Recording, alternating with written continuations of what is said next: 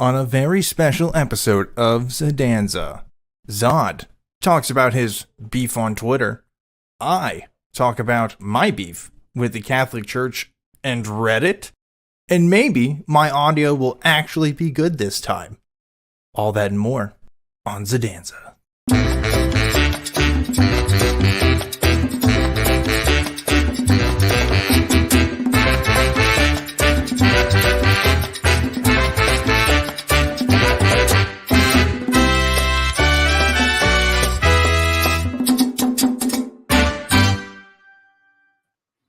Woo! Greetings and salutations, nerds. Welcome back. Effing nerds. It's Thursday, 9 o'clock Central Time, which means it's time for another special episode of Zodanza. I'm Objectively Dan. Over there to my right is the one and only Prophet Azad.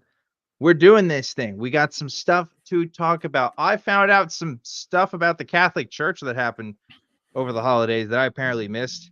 We're going to get into that. And Zod is beefing with folks on Twitter and is going to tell me about said beef, I believe. So, yeah, exactly what I said in the intro pretty much. But welcome. Zod, how you doing? I'm doing fantastic. It's another night of Zodanza. We literally have a night of programming set up, and that is just so exciting. Yes. Can I show you this shirt I got for Christmas? It's a little dinosaur. And it says, oh man, the green screen. Oh no. It says, wait, can you read it?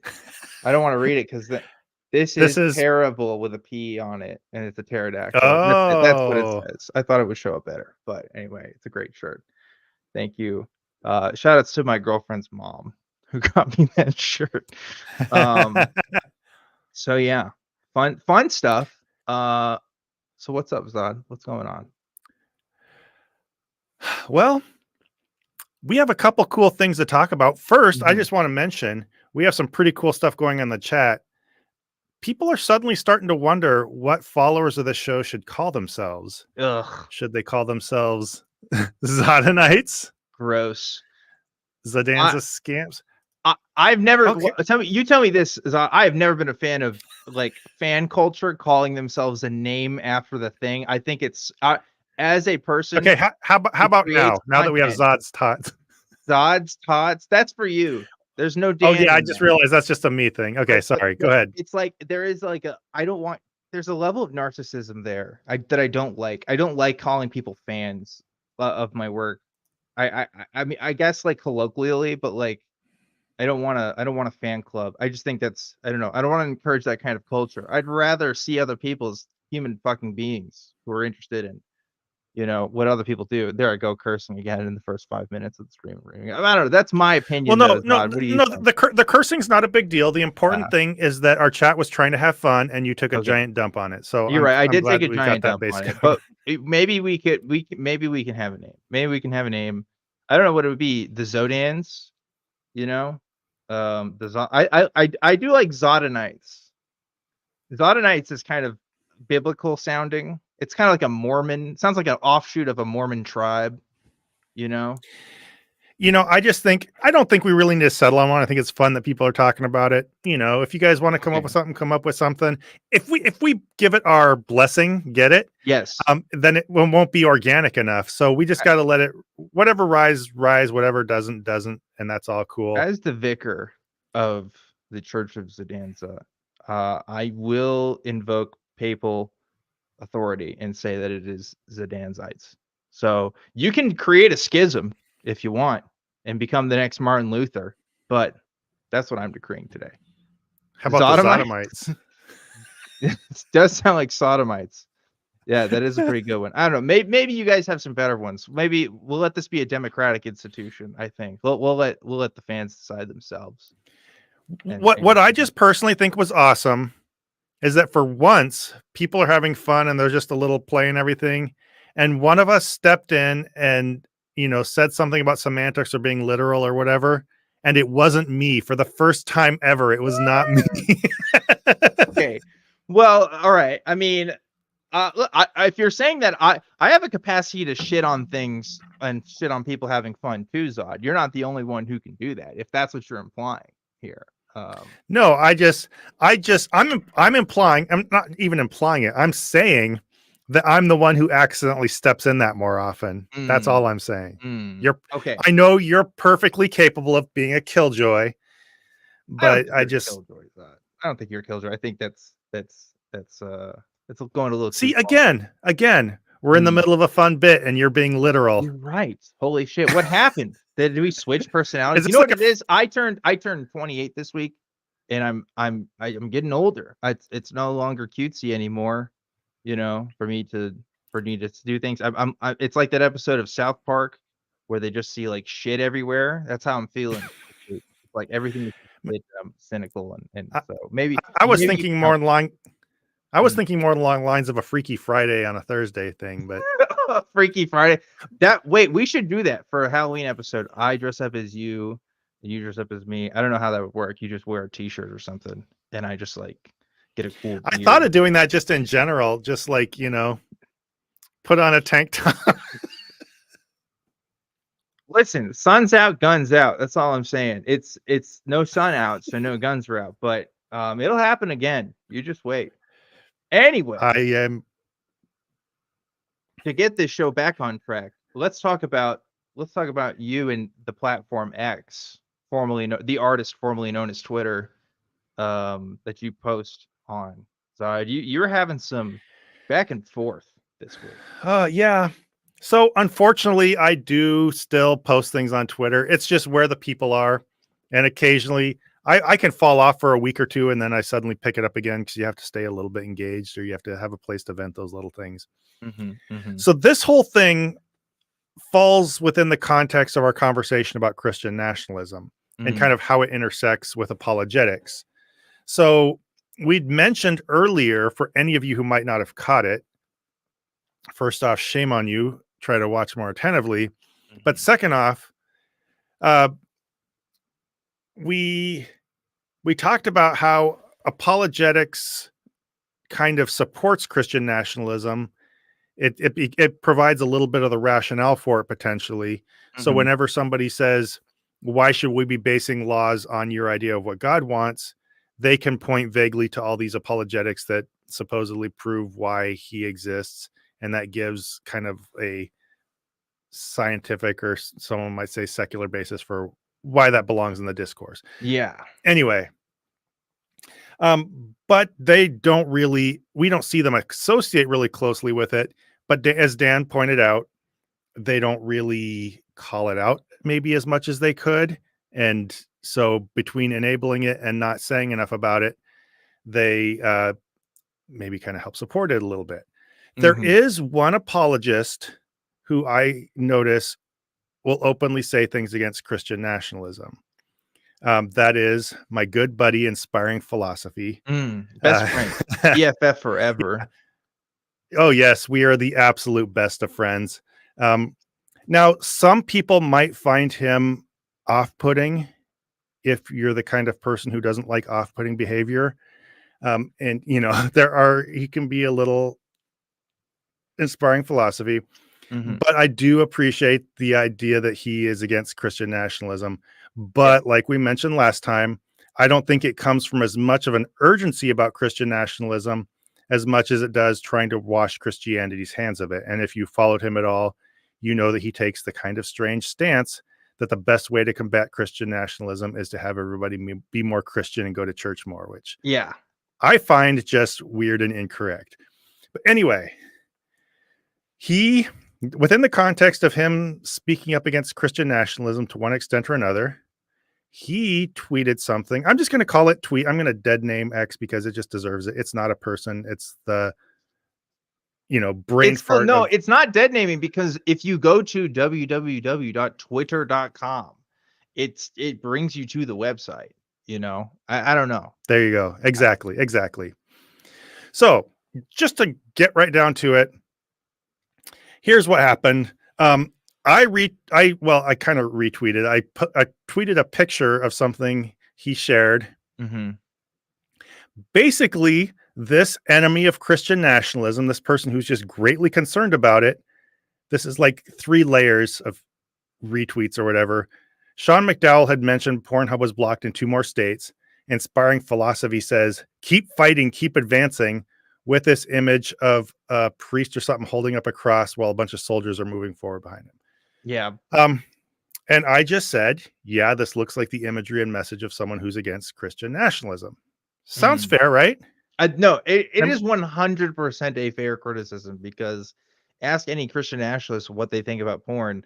9 times out of 10, they're going to tell you, yeah, it should be banned. It's a moral evil, right? Or if it's not banned, it should at least be like economically zoned in some sort of way. Like they want control over it. It's not a free enterprise, right? It is Yeah. under subjugation of the Christian church, for sure. And arguably, somebody could make the argument that there might be a secular reason for, in some way, restricting pornography, or certainly some forms of pornography. But I didn't even want to get into that discussion. My whole point was the whole image he's presenting here and the way he says it. This definitely looks like, for Christian, he's advocating opposing porn for Christian reasons. And not only that, he's presenting it as a Christian cause, as one step in a Christian advance, essentially taking over society. Is that a fair reading of this? So the thing is, Inspiring Philosophy and Christian nationalists have this in common, which is the support of pornography bans. So yeah, this is definitely a Christian nationalist talking point. It does make you wonder what other kinds of things he would agree on with Christian nationalists. So yeah, I think that's fair. I think it's fair to be like, hey, you're kind of wanting the same thing. It's like, hey, if you like one thing that a Nazi likes, what other kinds of things do you also like that Nazis like, right? Like in my mind, Christian nationalists, occupy a similar category where it's like, I don't want anything to do with the things that they want. I don't think I have any common ground with Christian nationalists whatsoever. And I don't think reasonable people should. So I don't know why Inspiring Philosophy would. Yeah, and it's weird. And I'll give you this. Inspiring Philosophy, as I understand it, is a younger dude, and I think that he, of all people, would be one to speak out against it. But it's weird because then he has takes like this, where it's like, oh, okay, well, this isn't great. So I don't know. Yeah, and not only does he oppose porn, but he does it in what I think is one of the most Christian nationalist ways possible, which is, again, showing a guy holding up a cross with soldiers behind him, as if you're advancing the cause of Christianity behind legislation. Right. So, the utilization of the state to enforce pornography bans. Yeah, absolutely. And to advance the cause of Christianity. So I point this out. And of course, as you might imagine, he had a very thoughtful and measured response to what I said. And by that, he retweeted, imagine thinking that merely being against porn means you're a Christian nationalist. Okay, so to be fair, yeah, you don't have to be a Christian nationalist to be against it. But if you're citing Christianity as the reason why this is a thing that should be happening, then like that kind of does make you one in a way. You're kind of saying, yeah, Christianity should be leading the charge in doing this, especially if you're retweeting images of a dude holding up a cross with soldiers. Like, yeah, that's kind of Christian nationalist imagery, my man. I don't know. You're definitely giving off those vibes. Yeah, for sure. And that was the whole point of what I was saying. I would talk about the imagery and message. I just said basically the whole feel of this has a very Christian nationalist feel. He went directly to, and this is kind of on brand for him, if you've seen him much, basically splitting hairs and coming to this very specific conclusion, which is that I was saying that being against porn means you're a Christian nationalist.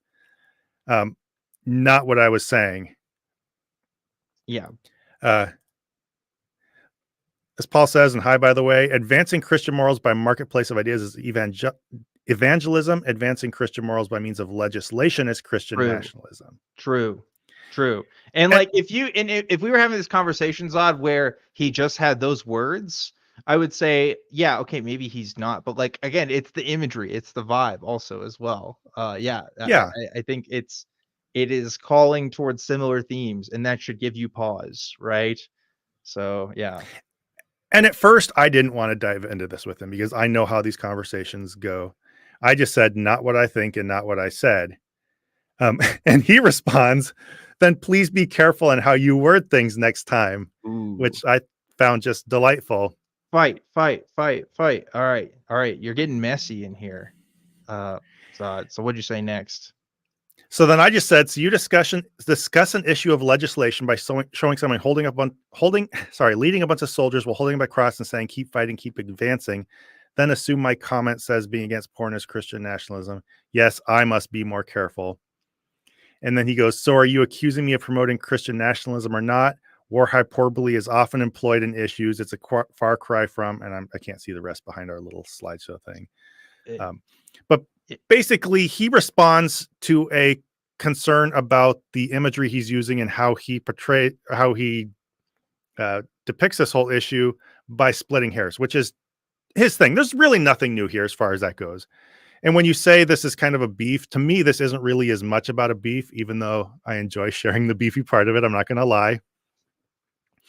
But to me, this is a messy bitch, people. I just want to point this out right here. Zod wants to bring the tea to Zodanza. That's why he has this whole live stream, so he can air his personal grievances on Twitter. Just kidding, Zod. I love you. Well, that's really classic Prophet Azad style. I try to draw people in with something a little salacious or something a little insulting, and somehow in there try to work it through to something that is substantial, or at least that I can justify my salacious content with. Yeah, and by salacious, I mean arguing semantics about about political ideology with other people on Twitter, which is like not the biggest deal in the world. Okay, salacious isn't exactly the word, but you know what I mean. Yeah, no. But anyway, I just what I find here, and this is the typical tit for tat thing. He's arguing semantics. I'm starting to get into it with him and everything like that. I think it's clear what I meant, but I don't care that much about that. What I find unfortunate about this is that this really says something about the convergence of Christian nationalism and apologetics. Apologetics is really about making excuses for stuff, right? And it's about trying to find the most advantageous place for Christianity in a conversation, at least in the eyes of the audience. And so what he's doing, I think, is he's stepping forward and at least dog whistling to evangelicals, or doing something that shows some form of support for what I would consider a Christian nationalist cause. And then as soon as he gets called out on it, he starts nitpicking over all these little details of what he actually meant and what I was saying and stuff like that. And I mean, straight up, he's offended that you implied that he even associated with Christian nationalism. That's it. He sees it as an icky thing, and he doesn't like being associated with the icky thing, even though his beliefs are part of the icky thing. A Christian nationalist Twitter account would have no problems retweeting what he just tweeted, right? Yeah. Wouldn't have to edit it, wouldn't have to clarify. That's like, they're on the same page on that point, which is what makes that view problematic, and again should give you pause. If you agree with the Nazis on something, maybe that should give you pause. And I'm not talking about like general things like dogs are cute or something. I'm sure a Nazi thinks a dog is cute, but like what relates to the ideology, right? Which is the state should have control over people's bodies and stuff, right? Then that's you're in bed with Christian nationalism in some way. You may disagree on other things, but that is part of it. Yeah. And so I didn't go into this further, but he asked if I'm accusing him of promoting Christian nationalism. I wasn't saying he was a Christian nationalist. And I go on to say this, and I'm not going to dig into the whole conversation, but basically what I was saying is he might have some Christian nationalist perspectives that he was depicting here, or he might have just unintentionally stumbled on some imagery that is very Christian nationalist friendly, and that if he's truly against it, he might want to think about that and reconsider how he's packaging his message. Other people jumped in, it got kind of funky, and I wandered out of the conversation, but that was the thing. I'll have a couple other little bonuses that just show. We don't need to go over all that. That's why I summed up. But of course, this felt a little bit like a subtweet, because this came up totally separately. A straw man walking a red herring up a slippery slope on his way to the comment section. Might not have been me, but he tweeted this exact thing like right in the middle of our conversation. And now you're subtweeting him by talking about this on. Actually, well, I guess you're not, because you are directly addressing No. him. Never mind. It Yeah, isn't a subtweet. I'm naming names and saying what I'm talking about.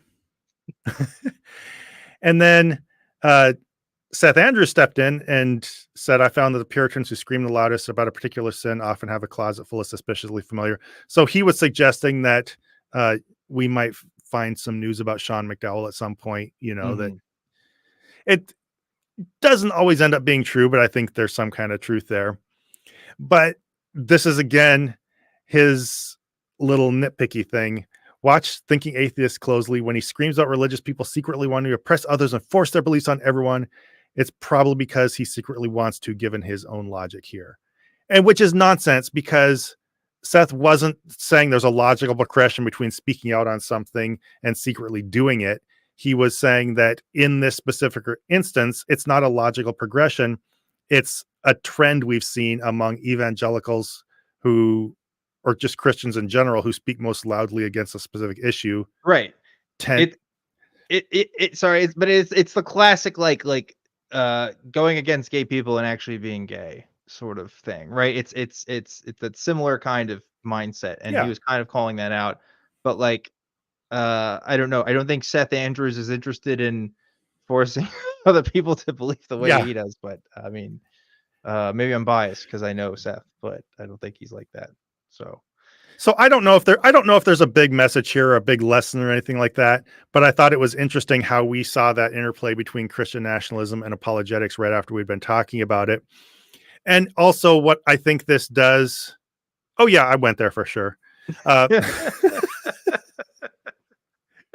Don't you know that this whole thing is basically flirting? I'm just like, it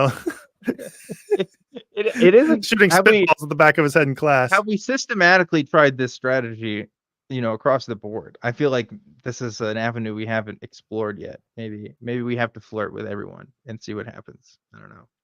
Well, either we're just trying to flirt with Christians, or we really like talking about a God we don't believe in, which is kind of nonsense. So yeah, and cringe. But yeah, right. Very sad. But I feel you, Zod.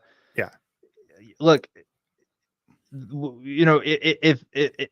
if Seth has some sort of secret beliefs that he wants everybody to believe in, I'm sure he would tell people. The thing is, I'm not worried about the folks that secretly want to make everybody believe the thing they do. I'm worried about the ones that are actively telling other people to believe and act the way that they do at this point. Right now, it's one thing to talk about friends and family and stuff that you may know have another side to them than they do publicly. That's also a separate issue. But really, the whole issue with Christian nationalism is that they are out and about and saying this is what's going to happen, and they have had some success.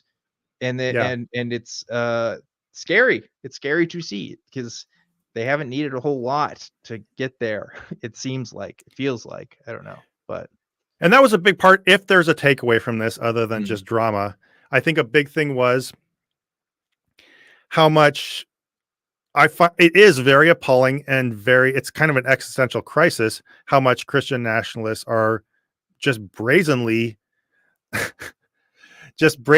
trying to promote laws based on their religion and restrict the freedoms of everybody else. It's something we're going to be living with probably for a long time.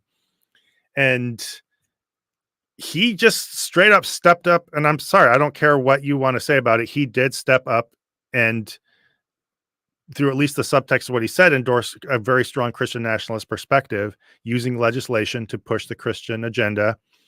And what it all boils down to is you can step up and do something that dangerous in a really brazen way. And then once you get called out for it, turn it into all these little bits of nitpicking and pointing fingers at other people and stuff. And the conversation gets lost in that. And that's something I find just kind of deeply sad and discouraging, that something this big can be getting done in such an aggressive way, and you can't call it out without it turning into semantics and whatever. So yeah, it's sad. Not a great start to 2024. Yeah. But I have something that happened in 2023 that I want to talk about. Switching to our next segment. Would you like to share that with us, Dan? Oh, I would like to share that with you. I thought that was a decent enough transition. So let's get to it. I was traveling around the Christmas holidays, like most of you, and a little quiet thing happened out there that I'm not sure everybody caught, because I sure as heck didn't hear about this, and I'm usually on top of this stuff. I don't think you heard about this either, Zod. And from the couple of people I've talked to, a lot of people haven't heard about this, and maybe because it's a nothing burger in some respects, and we'll get to that. But it is like political maneuvering in an unexpected and slightly unprecedented way. In short, what I'm talking about is the Pope approving blessings for same-sex couples, like, is a thing. The Pope is like, yeah, you can bless same-sex couples. Yeah, I could. Well, I don't know who's passed. I can and can't bring up, but I will bring up yours now exclusively. But we are talking about the Catholic Church, okay? And we can dig up all the kinds of stuff for the Catholic Church. Point is, the Pope basically outright said, yes, you can bless same-sex couples. Now, Pope Francis has been known to be really, really, really confusing. There's a lot of people that have been really confused about the official Catholic position on same-sex marriage. There's people that have been confused about limbo, for example. And Pope Francis, I think, in the past few years, has like said the thing to like try to play both sides, where it's like, oh, this is going to appeal a lot of the liberal types of people. But if you look at the fine print, it doesn't actually do anything. And this is one of those things. So the sacrament of marriage, Zod, will not be given to same-sex couples. In other words, the Catholic Church still maintains that doing homosexual stuff, aka doing gay stuff, is a sin. But if you happen to be in union with somebody and you're at a church and you ask a priest for a blessing, you can do that, because we're all sinners, Zod. And regular Catholic folk, so the straight Catholic folk that are also sinners, can also ask for blessings while you're in a church. So it's okay to do that if you're like obviously with a gay man next to you, I guess, and is your partner. That's basically what the message was. And by the way, I kind of forgot about this, but they answered this through like a bishop wrote a letter to the Pope, and the Pope is writing back to them. And they forgot that they do that because it's like that's what the letters are in the Bible. Like, all Paul's letters and stuff are just letters from him to other people. And so like they kind of try to emulate So, that. It's really weird. so these are supposed to be modern day epistles. They're literally modern day epistles in a way. Yeah, absolutely. Like that's how they can sort of reassert policy, I guess, since the Pope is the vicar of Christ and I guess has that power. So I went to the Catholicism subreddit, in short, to see what the response was to this. And let me tell you, it wasn't great. I went to the top controversial posts on Reddit. You can sort by controversial, which is basically posts that have a lot of upvotes, but also a lot of downvotes. And about 15 of the top 20 controversial posts all had to do with gay marriage stuff. Not necessarily like this particular instance, but issues about it. So Catholics and gay people, just an ongoing dilemma in battle. So I wanted to share some of these takes people had and responses. And I thought we could discuss them, because some of them I thought were quite interesting, and some of them I just thought were kind of funny in one way or another. So that's basically the short of what we're going through here. Any questions, Zod, about what recently occurred in the Catholic Church? Paul said define bless. I think you started getting into that, and we'll get into it more with a comment. Yes. But basically there's no union, right? They just get whatever blessing everybody else gets. This was another rabbit hole I had to go down. Let me tell you guys something. I have friends who are into D&D who I have a hard time like figuring out the ins and outs of. This is like 10 times that. The Catholic Church is just Christianity with more paperwork, okay? Lots of catechisms and definitions and all kinds of things. Turns out priests can just bless pretty much whatever they want. It's kind of an informal thing. You can literally just bless a dog that comes to a church, and that's like totally chill, because blessings are kind of like the informal versions of sacraments, whereas sacraments are kind of the church approved rites that priests can do. So like if you're a priest, you have blessing powers, but you can't just marry two dogs if you don't Oh, if gotcha. you want to. That has to be violates the rights. When rights I mean rights of the So, so, Catholic so, Church. Yeah, I so they're know. not at all dealing with them on the level of people who want to be married. They're just basically treating No. them like they sneezed or something. Exactly. It's literally like just like, oh, if you happen to be gay and you're with a like again, this isn't what it literally says, but this is what I'm interpreting here because otherwise, why not just say anybody can get a blessing, right? Why say same-sex unions can? But the message here Yeah. is anybody can. And I think it's because again, they want to appeal to like both sides here, like pretend to be more progressive than they really are. It's really, really confusing. But yeah, I Yeah, went on I like a feel like the rabbit hole Pope on is inherently blessing. walking. Oh, sorry. I feel like the Pope is inherently walking a tightrope in our society. And Yes. Yeah, especially. And Pope Francis, again, has a history of like not being super clear about this stuff. And so guys like me yeah, have to like dig into figuring out what the heck it all means. Anyway, now in my rabbit hole of blessings, did you know Zod, that you can bless a weapon? Because the Crusades were a thing. And I found a post of a guy asking if he could have his 50 cal blessed because he like uses it to like defend his home and he wanted like a priest to bless it. And I was just like, man, I love this country because that's such an American thing to do. I feel like I didn't even know where the poster was from. I just in my heart knew that guy was from America. But anyway, wasn't there a whole church that blessed weapons? probably. I don't Like I know. think maybe it was the son of the Moonies or something like that. I don't You remember. can bless anything in the Catholic Church, Yeah. pretty much, is what I figured out, including same-sex unions, literally, according to the Pope. So, anyway, I want to get to some of these comments, though. I mean, we can talk about Catholic theology and No. stuff all day, but Yeah. there's Catholic and Reddit are like my two favorite things. So put them together and I'm good to go. Let's. love it.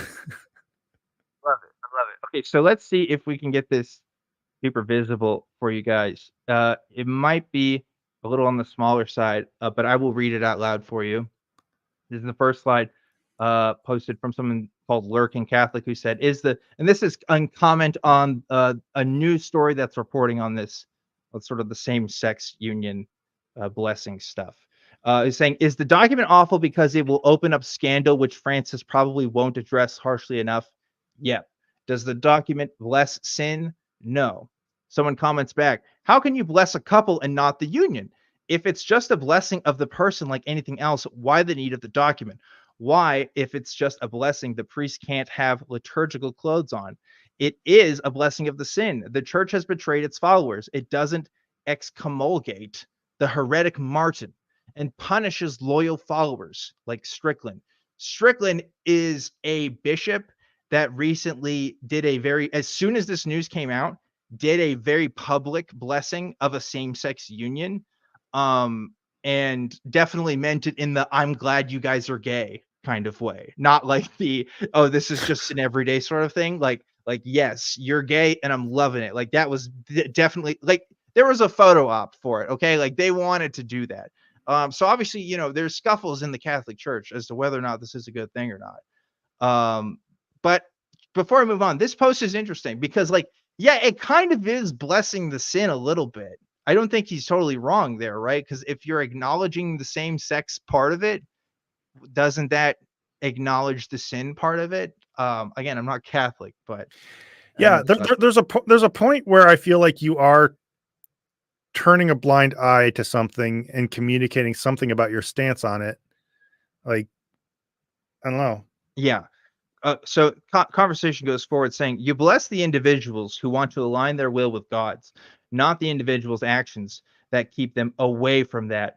Which again, strictly speaking, literally isn't true. You can bless inanimate objects. Like you can kind of bless anything. There's no rules about how they have to, align their will with God. That's just a made up thing, he said.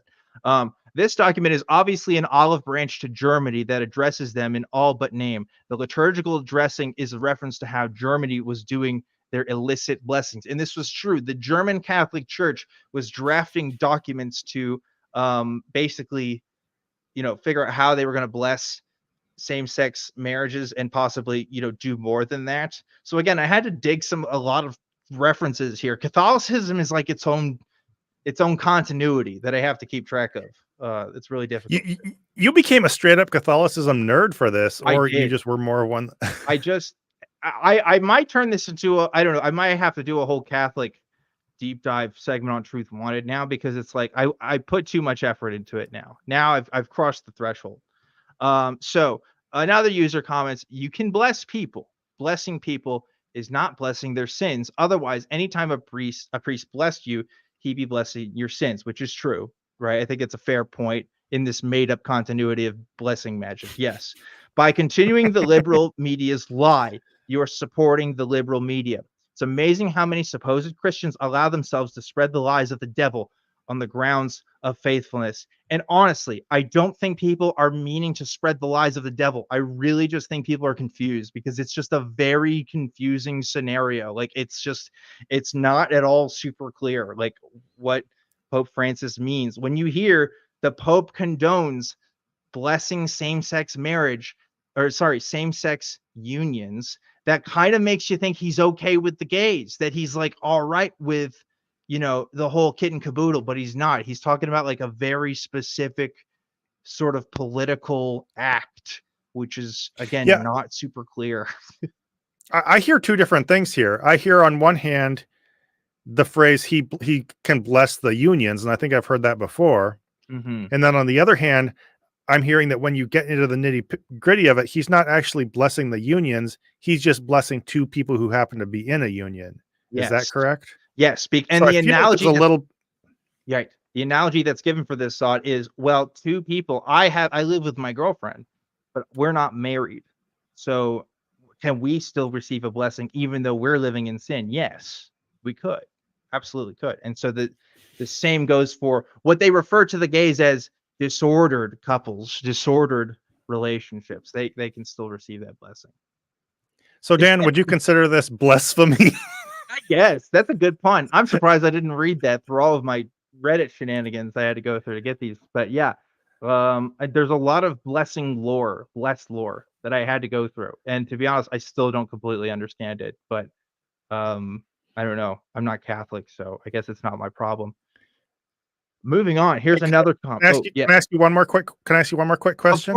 Of course. I'm now the guru of Catholicism. How do you make holy water? You boil the hell out of it. Get out of here. Turn this. This stream is over. It's done now. Zod just told the oldest dad joke in all of Christianity right there. And I'm disappointed, but not surprised. So thank you, Zod. Just kidding. You didn't actually do it. You read a comment, but you're welcome though. Yeah, of course. All right, here's another comment talking about this. It's going to talk any minute bit, and I think they meant to say take. It's going to take any minute bit of credibility the church had left after the abuse scandals and cover-ups and finish it off. What does it say to sinners like myself who are battling to obey the word of God instead of battling against him to cleanse ourselves of mortal sin? In my case, masturbating, strictly heterosexual, and pornography. Love that you have clarification there. Let's be clear here. It's only straight porn. My state was not affected by the recent porn bans, so he's struggling, and I feel for you, brother. I felt like this person was a little too quick to come up with that clarifier. Yeah, a little bit. Anyway, sorry. Sends a very bad message, I'm afraid. And again, I'm fixing his words here because I think he meant to say, as our Lord and Savior said, you're all or in or all out. No half measures, all or nothing. The Pope and the clergy can put whatever wording they like on this, but when it comes down to it, they're rubbishing the 10 commandments. So again, people not happy about this. Not happy. I find this a really ugly continuation of Catholic thinking, and I think maybe just religious thinking in general. Like, blessing a gay marriage or just the idea of a gay marriage or union or whatever, that's purely like what you consider a sin thing. All you've done is offended some religious person's sensibility based on their idea of what God wants. Like abusing kids is a whole other thing and a whole Yeah. other ball game. Mhm. So it's at a glance you might say funny, but it's really gross that you can be like, yeah, the church has had all these abuse scandals and blah blah blah, and now this this is really what's crossing the line. Like this is the straw that broke the. Yeah. They might not No, be no, saying this it's is worse. true. They might not be It's saying this is. They might not be saying this is worse, but when you even say this is the straw that broke the camel's back, as You're if right. these two things belong anywhere in the neighborhood of the same discussion, I just find that absolutely disgusting. And He was like, this "Look, person's sense of perspective. I was willing to Go be ahead. ride Sorry. or die for the church when they were covering up sex abuse scandals, but listen, now they're saying all this effort I had to do to avoid watching porn is all for naught. Well, that just does it. Now the church is illegitimate." But yeah, I don't good question, Hollyhock. How does this rubbish the 10 commandments specifically? I actually don't know what commandment they're referring to. This was probably the least, I would say, informed comment of the ones I saw. A lot of them, I again, really in some very interesting perspectives, some which we will get to. But yeah, I feel like this is the general vibe in summation of this issue for a lot of Catholics. So, given your little dalliance into like Catholicism nerdiness, here's another Yes. question for you. Can a blessing be blessed? And Skeptics and Scoundrels calls it blesception. S- What are I you what's your No, take? but okay. You want the real answer? I think the real answer is blessings are supposed to be used when it's used towards objects, like things that are supposed to be in working for the Lord, or if an object is blessed, it's supposed to like kind of be something that's set aside and make you give pause and give your thoughts towards the Lord. So in other words, it has to be towards the Lord. I guess if a blessing can be blessed, that could work. You'll have to I don't know. It's a joke, but it brings up I don't know if substantial is the right word, but it brings up an actual question. Does a blessing have to be on a physical object, which I think is what you said? You can't bless an event or a concept. Is that correct? No, I don't think so. Okay. This is literally what um oh god. Bertrand Russell. We're going back to Bertrand Russell like set theory here, okay? Can there be a set that contains all sets but doesn't contain itself or whatever, right? Like I don't know. That's for the philosophers to decide, not for me. Um so I don't know. And by philosophers I mean the Catholics, of course. Fern Loveman says, "I'm only half listening. Are we masturbating towards God? Not at this time. Well, yeah, not at this Do everything as unto the Lord. That's only if you subscribe to the Zodanza Patreon will you receive content such as that. No, you won't actually. For legal reasons, I must say you won't actually. But consider giving to the Zodanza Patreon anyway. That's how I'll leave that. Let's continue with this conversation. So here's, going down this Please. giant thread here. This is the equivalent of welcoming in your daughter and her girlfriend in for Christmas dinner, even when you don't approve of the relationship. You won't bring people closer to God if you hit them over the head with the catechism, guys. They'll associate God with a concussion. Catechism, if you guys don't know, catechism is basically a kind of a Q&A of what Catholicism is and isn't, and it's what the Catholic Church sort of follows as guiding principles. It's not the only set of rules, but it's the main one that pertains to like issues like this. So just FYI, it's not actually the catechism that define. Well, they do reference the catechism in this letter, but it's this letter that's giving the controversy. The letter that the Pope is sending back to the bishop who's asking about it. Again, Catholicism. It's complicated. It's Christianity with more paperwork. I'm very serious about that analogy. Now this point right here, before we move on, I think is like a good concession, right? Because it's like, yeah, you can have people with completely diverse opinions and you don't have to completely endorse their lifestyle, but you can still invite them into your home, right? Or still spend time with Yeah. them. I actually don't think that's a bad point. But we'll see what this next commenter says, who says, if you don't approve of a relationship but outwardly act as though you do, what sort of message are you sending exactly? And somebody responds with loving my neighbor, which again is like a good point. Like I think that's something to consider there. Somebody else saying, of course, is affirming a disordered relationship through one's actions loving.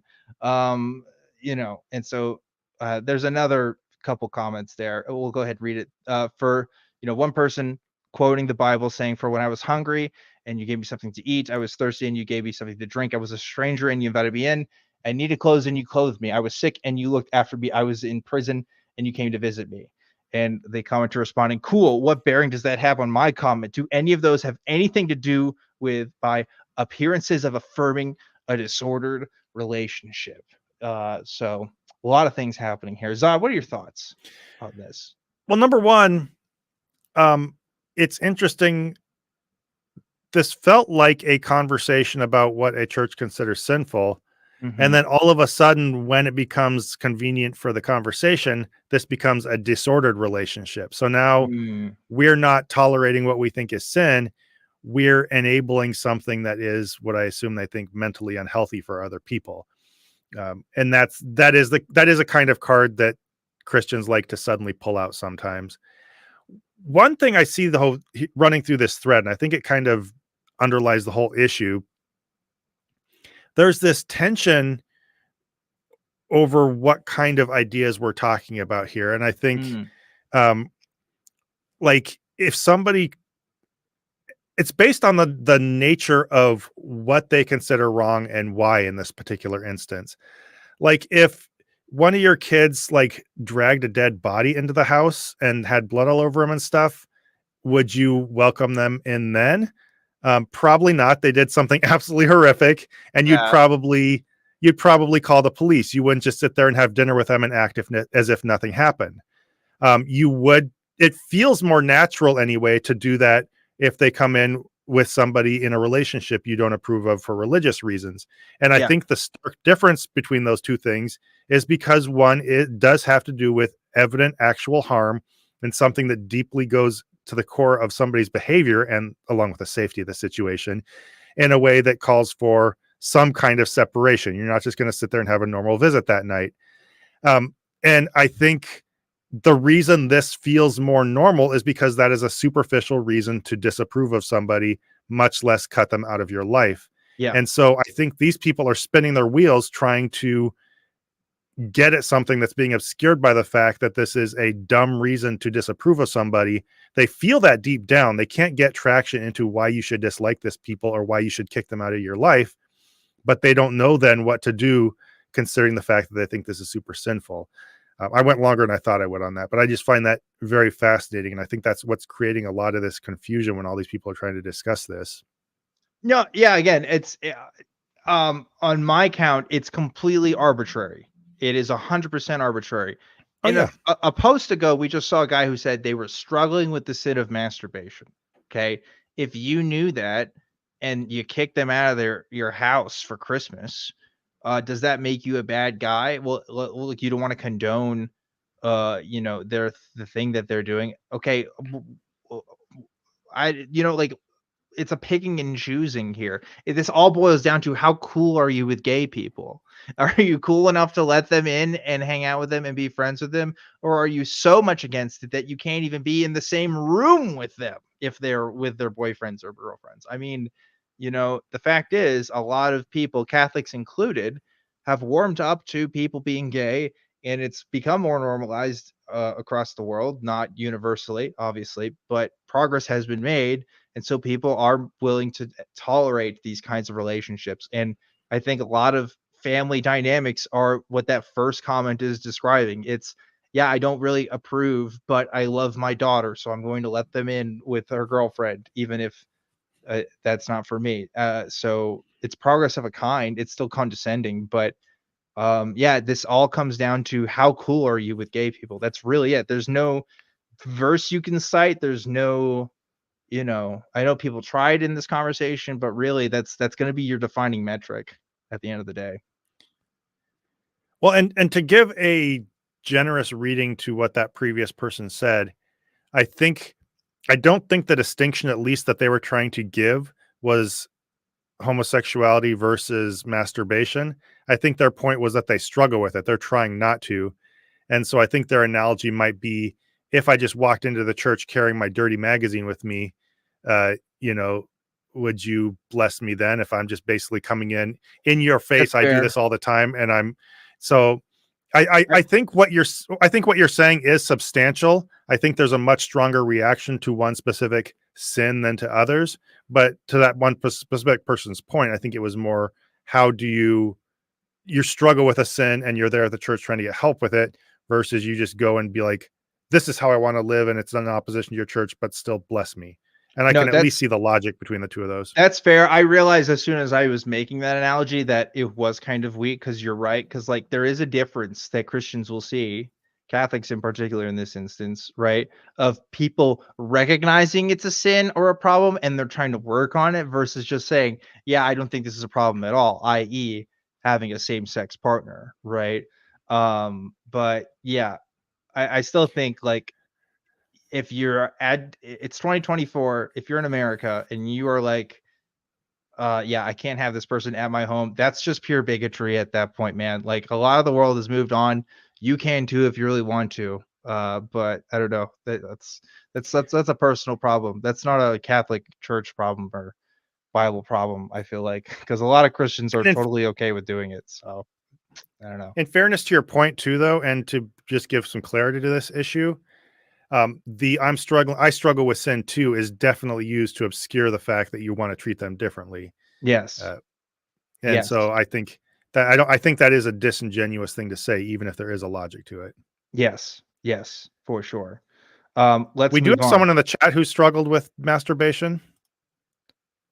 Friend Lovebond said, I struggled with masturbation for a while. I had to switch my meds and then I could get Jesus Christ.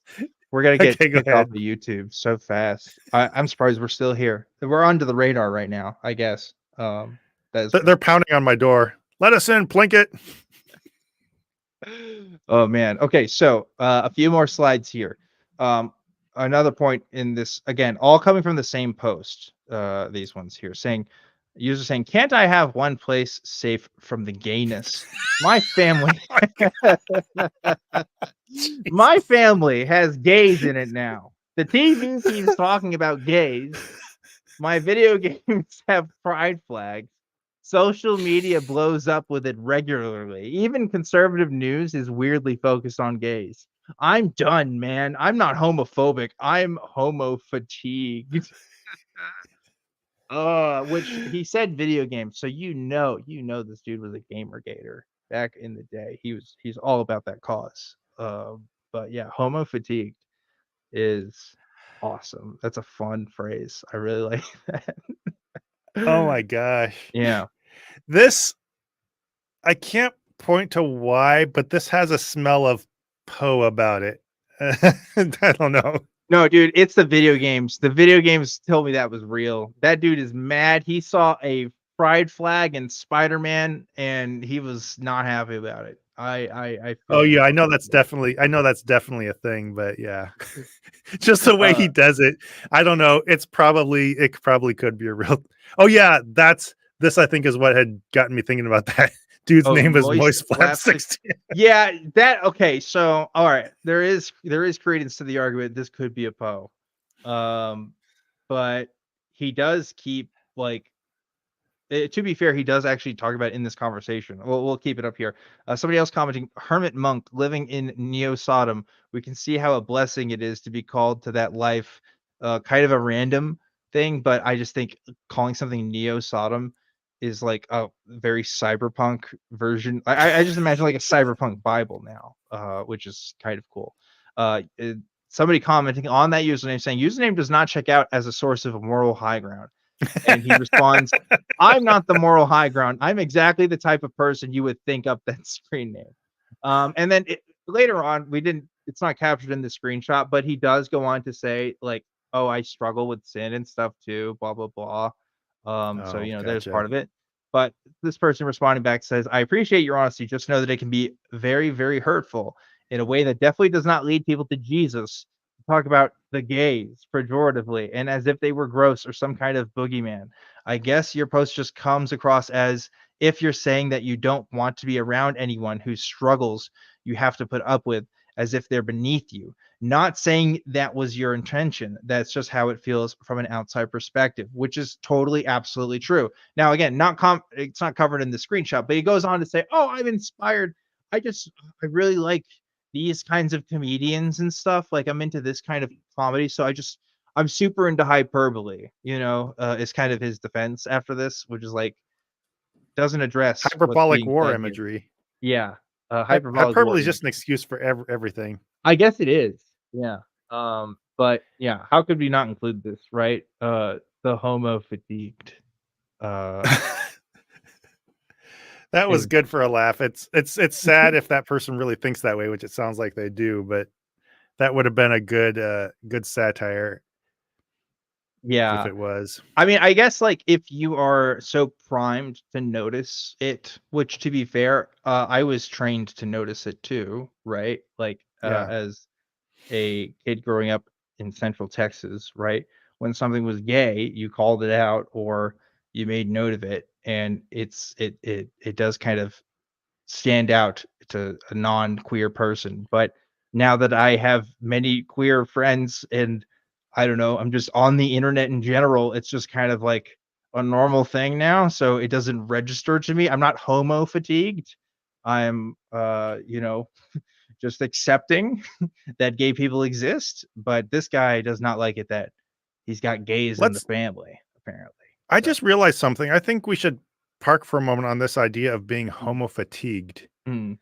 Like Well, yeah, let's park on this if side. Tell me. if you're not homophobic, how do you get homo fatigued?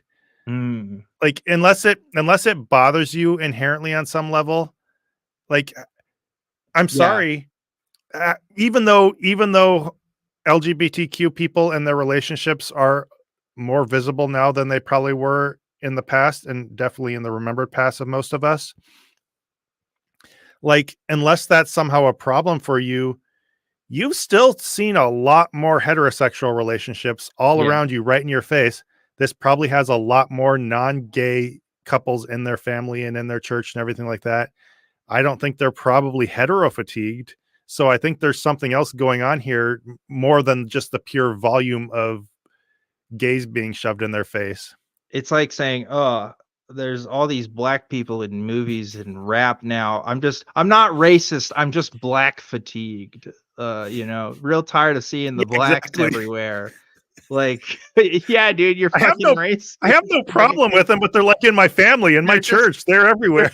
they're, they're dating my daughter. It's just I can't get over it. Yeah, I know. Yeah, definitely not racist, my dude. That Definitely clip out of context would just make a great short. that'd be so bad. That'd be a terrible clip. Oh, I have to do it now. Oh, Jesus. Oh Uh, boy. but yeah, if we lose, we need to have a competition, and whoever loses has to change their Twitter bio to having homo fatigue in it for like a month at some point. I would like to see that. But You know, I have nothing against you. I'm just tired of seeing you. tired of seeing you. Uh, yeah, I find your yeah. presence exhausting. I find All right, sorry. Go. I mean, isn't that what he's saying? That's exactly what he's saying. It's why it's so funny. I don't know. Like I'm used to homophobia. I'm not used to this. This is like new homophobia to me. Which is very it's novel homophobia, I should say. Very funny. Okay, this is the last one that we have in this slideshow here. A user who says, I was refused absolution once when I was living in sin, cohabitating with my fiance. Okay, so absolution that comes when you're receiving the Eucharist. Okay, so the Eucharist, if you don't remember, that's with the bread and the wine and stuff. Okay, you're not supposed to take the Eucharist in the Catholic Church, which is something they do. If you're a Protestant like me, the Eucharist was something you kind of did maybe once every 4 times a year, maybe. In Catholic Church, they literally do it every week, right? And so you're not supposed to give sacraments in general Wait, you only to you only did communion like a few times a year? yeah, we didn't do it every week. Oh, all right. Depends on the denomination, right? But Yeah, for sure. it's for a lot of denominations, it's not something that's done all the time. So you're not supposed to give sacraments to people who aren't members of the church, right? And the Eucharist Mhm. is sacrament. Absolution is the forgiveness of sins, right? So they can't do that. So this basically saying this priest won't forgive me of my sins when he was living in a cohabitating with my fiance. And if I'm getting that wrong, ex-Catholics or Catholics in the chat, you tell me. But that's my understanding. I was offered a blessing in place of absolution. Again, blessings, lower tiers than the sacraments. You follow me here? There's a magic system here. It's like in Final Fantasy, if you do thunder versus Thundera or fire and Firaga, right? Firaga is the sacraments. Whatever the regular fire blessing is the blessing, whatever the fire spell is. I'm not up to date on my Final Fantasy, but it is something. Yeah, Catholicism definitely is more elaborate than Christianity I grew up with. Mhm. Like it has all these terminologies that at a glance sound fantastical and enticing, but then when you learn about them, they're just stupid and boring. But it is definitely a Yeah. different thing. Yeah, basically. I was offered a blessing in place of absolution. I accepted that it would be impossible for myself and my fiance to enter into a state of grace until we confessed after our wedding. I hope homosexual couples understand that unless they have a repentant heart and intend to sin no more, they will never be absolved. I hope the blessings these people receive guide their hearts to true repentance. So here's what's crazy about this comment, Zod, is that it starts Mhm. off, you think it's a complaint.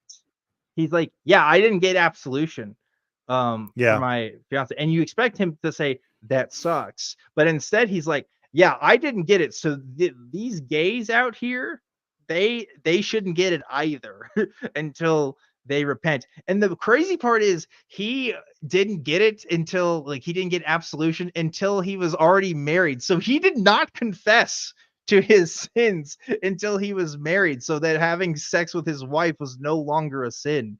That's the craziest part about this. He doesn't even recognize like he got away with it. You know what I mean? Like he kept doing it. That's the big that's the big part of this. Yeah. That's part of what makes this just a totally shitty comparison. Like the resolution of this issue for you was that you stayed with the person you were in a relationship with, and as soon as you jump through a technicality, then it's good and you can keep being with that person, and now you're in church and get absolved and everything. The people you're talking about, they can't take that path. Like, you know, you and your fiance, you were in the church for a while, you didn't get the exact same little ritual or magic or whatever, but you didn't have to uh, show up to church with a repentant heart by intending to never love or see that person ever again. These are Yeah. two totally different animals. And I think there's just something very cruel about using this comparison to try to put that on other people. No, it's very cruel because he literally again gives the game away. He tells how he got basically around this because for him Yeah. there was a loophole, which was, oh, I can get married and then the thing I do is not a sin anymore, but gay people can still get married and the thing they'll do is still a sin. Like it doesn't change the fact that they aren't wed versus being wed. They're in a same-sex union, so they can never be, absolved of their sins unless they confess and say what they're doing is a sin. Christopher Tablante says, as a Catholic, I agree and approve of both Zodanza's takes, and the comments of chat is 100% accurate. All right. That's cool. I'll take that. I don't know if that's serious or not. Probably not. Unless No, our otherwise. chat is always 100% serious. Right, right. But anyway, yeah, it sucks. It sucks because what I've showed you here, these 5 screenshots, I think is a good summation of the entirety of this conversation in a nutshell, which is a lot of Yeah. people are mildly okay with this, and a lot of people are pissed that this is a thing because it somehow stains the reputation of the Catholic Church as if it was so blameless before. But yeah, that's Well, blessings in a nutshell. You know, if it had problems with being abusive toward people, the last thing you need is to, you know, show a little gesture of decency. That just ruins it all. yeah, but like, and I saw again perusing the subreddit. One person brought up this point saying, "How come there's so much conversation about LGBT issues on here? Why can't we talk about the important stuff?" Right? And to them, the important stuff being like giving to charity and I don't know, doing good works and stuff. And it's like, because like the progress that could be made isn't being made by this institution, right? And people are wondering why. Again, good Catholics are, I say good, loyal Catholics are asking these questions. And that's why, if you sort again by the most controversial on that subreddit, this seems to be one of the most popular topics because there's an inconsistency here that can't be just can't go away. More people are coming out as gay. This isn't just a thing that's being kept in the closet anymore. As America becomes more gay, literally, right? As the statistic goes up, we're almost at like 10% of America identifying as gay now or something. I think the last stats Ah, from 2022 geez. were like 8% or something.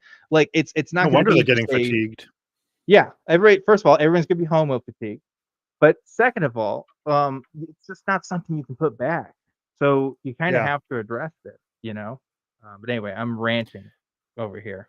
You So can't exactly put it back, but you could strive for a cruel, oppressive Christian nationalist nation that at least drives it into hiding. mm, There's always that option. yeah, yeah. I And guess you now all could the do that. threads have come together. You did it. You wove a grand narrative, Zod. That's half of a religion right there. We could start our own religion with the Zodonite community. Damn, there's another thread I just tied in there. What do you think of that? Exactly. What do you think of that, I think it's Vicar wonderful. Vicar Zod? You're no longer prophet of Zod. You're vicar of Zod. I'm declaring this now. Vicar. It just sounds, all the words sound cool. Me too. Pastor. Latin. Oh yeah, I'm gonna go listen to the pastor. Vicar it sounds like some class of D&D character or something that should like know certain kinds of spells, or I don't I don't know know. much about D&D. I fully think I'm willing to bet money right now that the creators of D&D were either Catholics themselves or were really interested in Catholicism because there's no way that connection isn't made there. I mean, blessing weapons, come on. That you can do that in D&D. The whole paladin class is basically just warrior Catholic, from my understanding. Or maybe all magical bullshit that nerds get too obsessed about just looks the same. It might just be, basic commonalities of the genre. Hmm. Yeah, I mean that's probably also true, but I like my interpretation of it's better.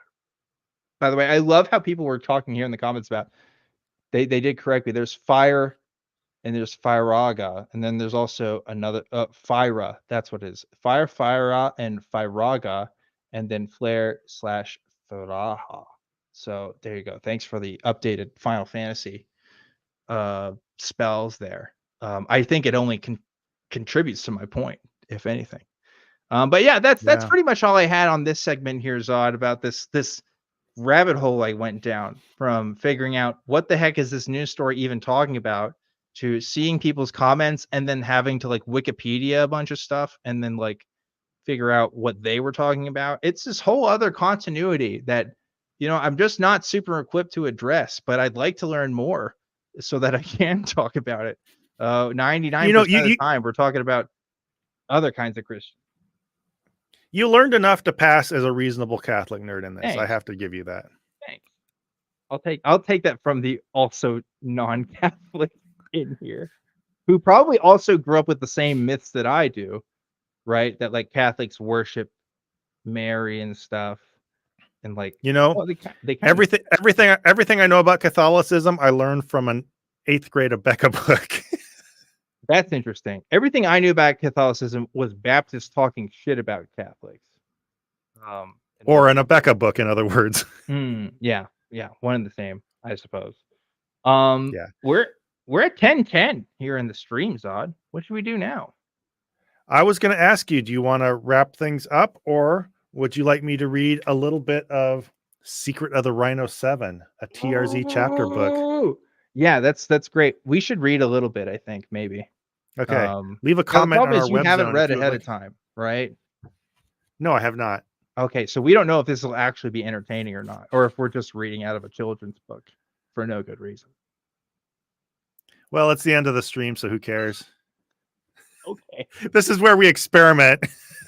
All right. This is where we get a little freaky. All right, go for it. Chapter 1 is called The Problem.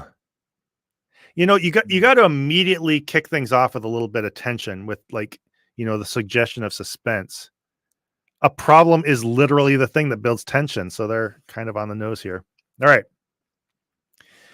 The 5 Team Rhino members, Rhino is like all caps with periods also, so it probably stands for something. We'll find out, I'm sure, what it is. Had been busy with their different activities throughout their headquarters building all morning. Armo had been sitting at his computer desk the whole time, concentrating intently on his task. This sounds like it was written by a 9th grader. Yeah. Indy walked to the room where Armo was working. Armo had his back toward the door, so he did not see his friend enter. Hi, Armo, Indy said cheerfully. By the way, that's another good writing note. If you want to explain something about how your character speaks, don't pick a good word for it. Say said and then add an adverb. That always is that's good, smooth writing there. Yeah, I just want to point out Fern Lovebond's comment, which is, it's this commitment to a united voice and professional format that makes Zodanza such a well-respected, globally popular endeavor.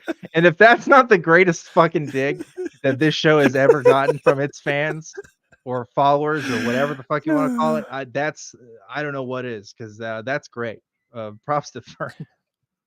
Only the highest standards of integrity and journalistic excellence and professionalism here at Zodanza. Before you move on, can I interrupt with something I found here while browsing the Catholic subreddit again?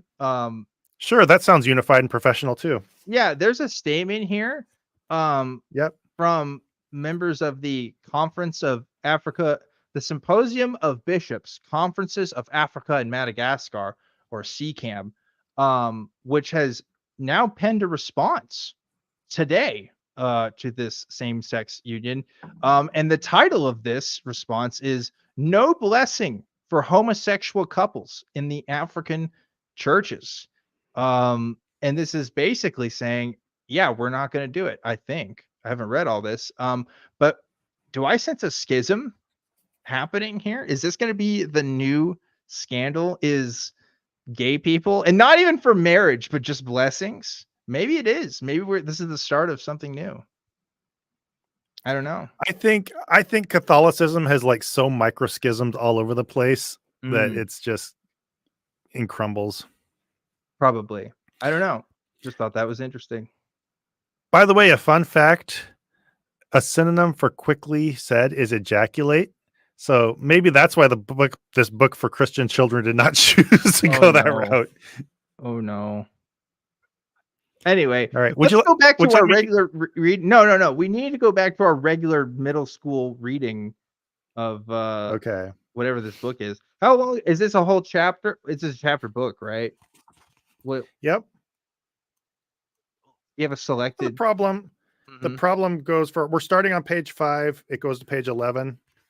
There's like, pictures of rhinos and stuff. So it's like broken up.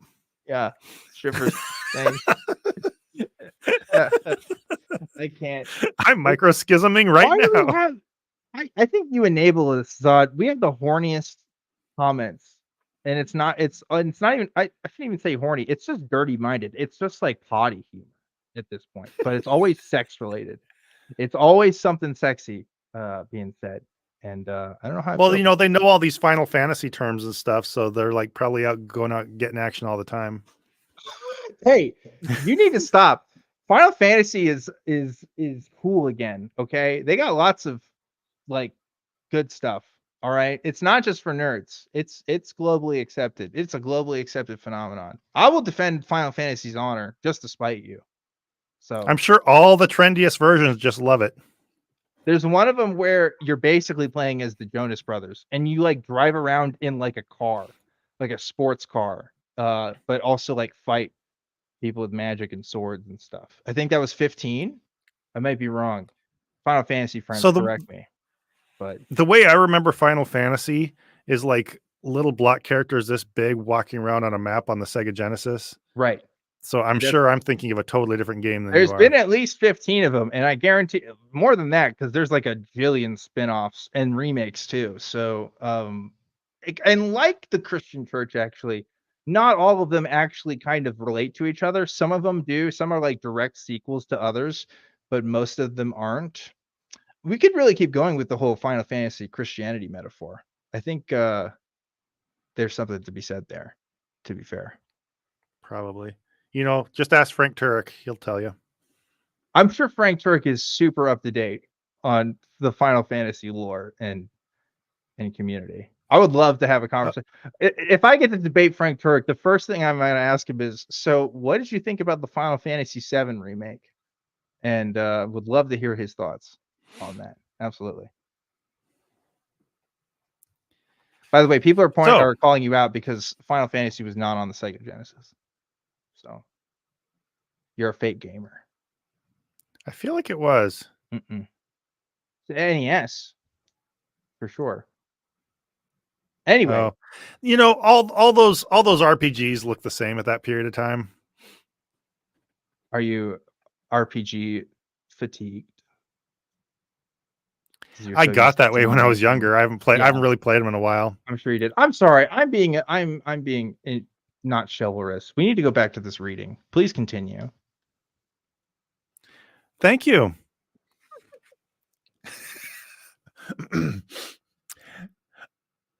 Just in case you guys, just to catch you up, Indy walked up to Armo walked up and said hi to Indy. No, okay, other way around. I did kind of forget everything that just happened because I was in my own head and we're talking. So thank you for catching up with my ADHD brain. Oh, don't worry. My job used to be to deal with like 30 of you at once. So I know. I'm sure I'm annoying the heck. I'm probably actually triggering you right now. So no, apologies you're for not. that. But you can keep reading. Thank you. I appreciate your blessing on this activity. Look, I'm gonna do this. Ready?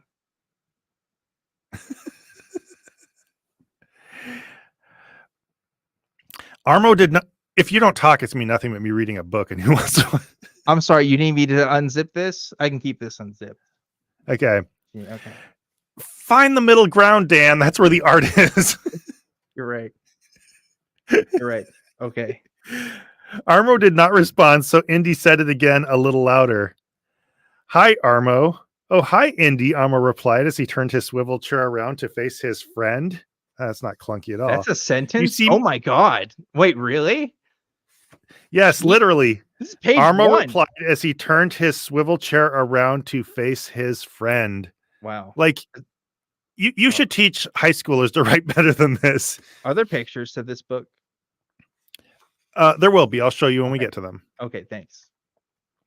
You seem like you are quite focused on something. I didn't mean to interrupt you, Indy apologized. You don't need to say that. That is an apology by nature. I don't know. That bothers me in fiction. You should not. Anyway. Yeah. That's okay, Armo replied. I think I needed a break anyway. I have been working all morning and I feel like I am getting nowhere. What are you working on, Armo? Indy asked. Maybe I could help. And here's a picture of them. Yay. Ooh. Wow. It's just 2 rhinos. One of them looks like maybe they're wearing color? No. It's a shame. One of they look like they're both like in onesies or something, standing there talking to each other. Yeah. Okay. He's working from home. So, Indy asked Armo to help. I'm making updates to our website, Armo answered. This is getting a little meta. Oh. I'm afraid I wouldn't be much help with website development. He said, having a Wow. natural conversation with his Probably friend. because you're a fucking rhino. But yeah. How do they type? I don't think we'll see if the book gets into that level of Yeah. lore. It's not the actual site or the development that has been giving me problems, Armo began to explain. I have been working on a way to share the Rhino 7 with all of our site's visitors. Oh, so it's a marketing question. So the Rhino 7 is like the Avengers, right? But for rhinos. Have they established this yet? You haven't skipped over any preambles, have you? At this point, No, they're just diving right into it. It's Oh. called In Media Res. It's a literary device that I'm sure Okay. this book is making very intentional use of. I don't trust that this book knows what that is, let alone can employ it successfully as a literary device. But Shivers is right. I actually was thinking the same thing. I need like some juice right now, and I need like a mat so I can take a nap right now as you're telling me this tale. And a bag of baby carrots. Sure, why not? Okay, so they said I need help spreading the website. Natural continuation of the conversation. Oh, Indy replied, you mean the 7 characteristics found in 2 Peter 1, 5 through 7? Are you serious? Yeah, that is literally what they said. What? When I went to college and I learned the principles of web design, they talked about 2 Peter all the time. I mean, this is 101 web design element right here. Absolutely. Now, to be fair, to steelman the perspective of this book, this isn't about web design, remember? This is about how to share the Rhino 7 with everybody else. So, okay. All right. So what does that mean? Put Facebook ads up, or like what's the I guess we'll find out. Yeah. Exactly, Armo answered. I still remember when I learned those verses, Indy reflected. It was right after I joined the team. You shared them with us and encouraged us to learn them. Yes, Armo agreed. And now I want to share a little bit more about them on the website. Sounds like a great idea, Indy said, trying to encourage his friend and team leader. Again, implied by what he said. Yeah, why are you doing all this? I hope that's what he was doing and not like to piss him off or something. Yeah. When you say sounds like a great idea, you don't need to say said, comma, trying to encourage his friend. Yeah. We get that. And that's so sorry. I'm getting That's way right, too annoyed. Todd. I said trying to encourage my fellow streamer in reading this children's book to me. What seems to be the problem? He asked, wondering what the problem was. I made up that last part. Yeah, I like that though. I realize I do not really know how to teach them, Armo replied, expressing an emphasis on the word teach. Oh my God, dude. They italicized teach. And then replied. Oh my God. Man, they're trying to fit a word count on this book, huh? We're just on page 1. What do you mean? Indy asked, sounding rather bewildered. You are a great Does teacher. It say that? Yes. This book has the more like commas after saying they said something and then explaining what that. Oh my God. Thank you, Indy, Armo replied with a smile. I appreciate that. I guess my problem is that the verses tell us to add these virtues to our faith, and I don't know how to tell someone how to do that. How do we add them to our faith? Now, do you notice how I emphasize certain words there? I did. It's because they were in italics in the book, and so I knew to do that without it saying. Wow. You should go into voice acting, Zod. You should go into reading audiobooks. You know, you're doing a good job. Thank you. You're doing a good job, I said insincerely to my friend. Great. All right. Maybe we should put a bookmark. Yes. On this. I think we're towards the end of tonight's stream. Fellas, folks, friends, family, enemies. We are Zodanza. This is a show that's made to happen because you guys donate on the Patreon. What am I saying? It happens because we're able to pay for stuff to get StreamYard going and get all these things going, all from you. This is completely your show, and we like to get your feedback. So tell us what you want to see on this show, and we want to know how to make it better. Otherwise, there's no point if nobody wants to watch this thing. We got some ideas coming up for next week.